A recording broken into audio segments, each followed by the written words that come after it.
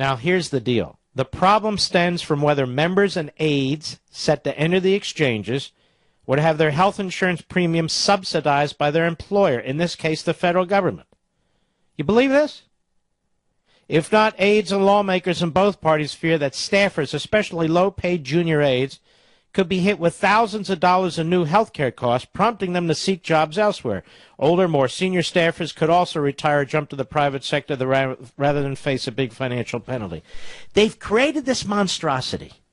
The very people who've created this monstrosity now are trying to escape it. We can't escape it. We the people, we can't escape it. Time and again we've warned about this statute. Time and again we knew what it would be.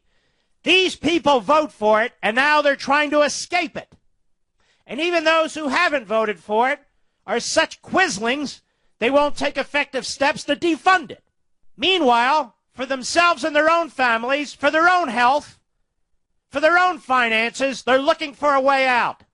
They want to be subsidized by you and me. That's the bottom line. The Obama policy that the government has written and has imposed on every single private health insurance company. These policies are extraordinarily expensive because a big percentage of our society is subsidized. In other words, more freebies, more redistribution of wealth, more politicizing policies. Oh, you want condoms? You get them for free. Oh, you're 25 and a half. You get coverage too. Oh, you have a pre-existing condition. Oh, we'll take care of you too. Well, somebody has to pay for it. And apparently, members of Congress and their staffers don't want to pay for it. Now, let me tell you something, folks, what I told one of my buddies in this business. This is what revolutions are made out of. No, I'm not proposing it. I'm not encouraging it. But this kind of two Americas, the rulers and the ruled, is simply unacceptable. And yet, more and more, it's becoming ingrained in this society. Lawmakers, especially those with long careers in public service and smaller bank accounts, are also concerned about the hit to their wallets. House Minority Leader Steny Hoyer of Maryland is worried about the provision. The number 2 House Democrat has personally raised the issue with Boehner and other party leaders, sources said. Meanwhile, the Democrat Party stands jackbooted together, refusing to adjust this law in any respect. And no, I don't mean put fixes in. I mean repeal any aspect of it, even though they know from their own experiences that it's a disaster. The Democrat Party is like a religious cult. They're fanatics. They're zealots.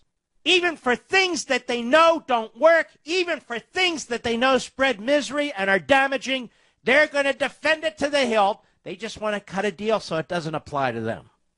If this doesn't infuriate folks, nothing will. If this doesn't frustrate you, nothing will. Everybody knows this is a quote-unquote train wreck because that's the nature of big government socialism.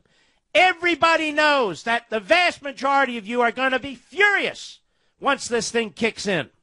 I just read somewhere, and we're reading these things all the time now, that policies for individuals who go out and purchase their own policies, these are the people who pay their own way, that they're going to go up 25 to 50% at the beginning of next year, pricing people out of the market for the purpose of driving them into government health care, one of these exchanges, which, of course, members of Congress and their staffers want nothing of. No. This law was a disaster from day one, and this law is intended to harm you. Let's look for more. When asked about the high-level bipartisan talks, Michael Steele, a Boehner spokesidiot, said the following, quote, "The Speaker's objective is to spare the entire country from the ravages of the President's health care law. He is approached daily by American citizens, including members of Congress and staff, who want to be freed from its mandates. If the Speaker has the opportunity to save anyone from Obamacare, he will." Do you believe the crap talk coming out of this guy's mouth? In other words, yes, we're in talks. Yes, we're trying to save our own bacon. But of course, you know, the Speaker has always opposed this law, and he would do anything to kill it. But he won't. They just funded it in the last continuing resolution. We talked about that. Boehner hasn't taken a single effective step to take 1 penny out of Obamacare. Neither has our dear friend Paul Ryan, chairman of the Budget Committee. None of them have. They keep putting up these votes. Let's vote to repeal Obamacare.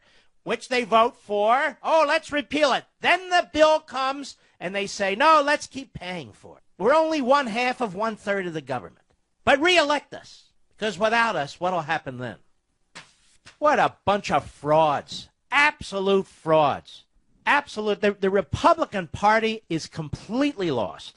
It's got no direction. It's got no leadership. It's lost its way. And then you have these morons with blog sites, columnists, praising them for their courage, for their strength, for their victories. John Boehner. Boehner, you are truly a pathetic disgrace. I'm sorry. And I, of course, as you know, I say that with all due respect. Then we have this piece, a follow-up piece in Politico. House Speaker John Boehner's office has begun hammering Democrats about trying to change an element in Obama's health care law. See, they realize they got caught red-handed. Boehner and the rest of them. Now they're trying to spin because they think you're so damn stupid you're going to fall for anything. Boehner's office has been part of the discussions with Democratic leaders, but his spokesman today put the onus on Democrats to find a solution to the ambiguity about who will foot the tab when lawmakers and aides are forced on the government-run insurance exchanges. Who will foot the tab? You bastards should foot the tab. Every damn one of you. What do you mean, who should foot the tab? Pay your own way, like the rest of us have to do. Listen to this, quote, the fact that Democratic leaders want to opt themselves out of the ObamaCare exchanges shows that Senator Baucus isn't the only one who realizes the president's health care law is a train wreck, says Boehner's spokesman. This jerk, again, Michael Steele.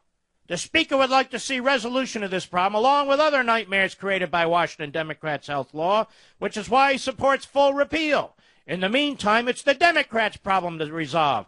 He will not sneak any language in the bill. Sneaking, he's been sneaking around for months. But he got caught.